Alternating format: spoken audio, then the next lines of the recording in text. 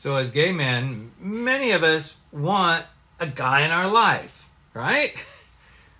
But we're petrified to go get it. Okay, maybe not everybody, but dating isn't fun, right? It makes us feel vulnerable. It makes us feel a little bit uneasy.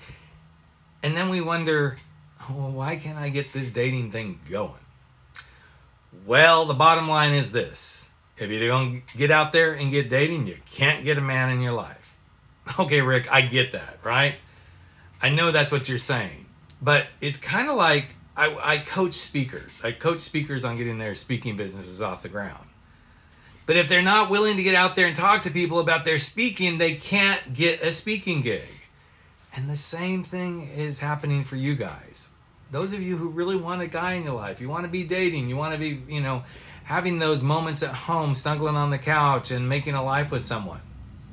You can't get there if you don't get out and start dating. I know that seems obvious, but why do we do this? It's actually pretty simple. We're afraid to be vulnerable.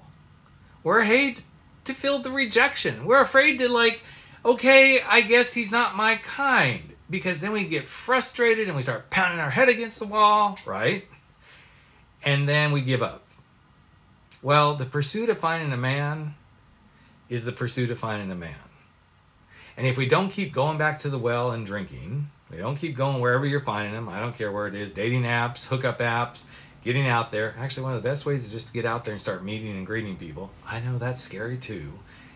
But if we don't allow ourselves to get out there and do what we're supposed to do, Prince Charming ain't gonna find you. I'm just saying. You gotta put the effort in. It all takes a little bit of work. So how do you break through that vulnerability and get over being afraid? I'm gonna give you one simple tool. Start loving and being yourself. I know that sounds so simple, but it is. You gotta love yourself for who you are and be yourself for who you are, instead of going out there and putting yourself on the dating world like it's some fake version of yourself. Because you see, the truth of who you are is far more powerful than that false truth you're pretending to be with guys on apps and on dating sites. Be really honest with who you are. Will it take a little bit longer? Maybe. But the more honest you are, the more likely somebody's going to like you. Now your vulnerability is out there, you're opened up, and you're ready to be who you're meant to be. So if you're going to go date, be vulnerable. And when you be vulnerable, you're going to get dates. And when you date and are vulnerable, you find your man. That's it for today. And if you need help, hit me up. I'd love to help you out. Take care.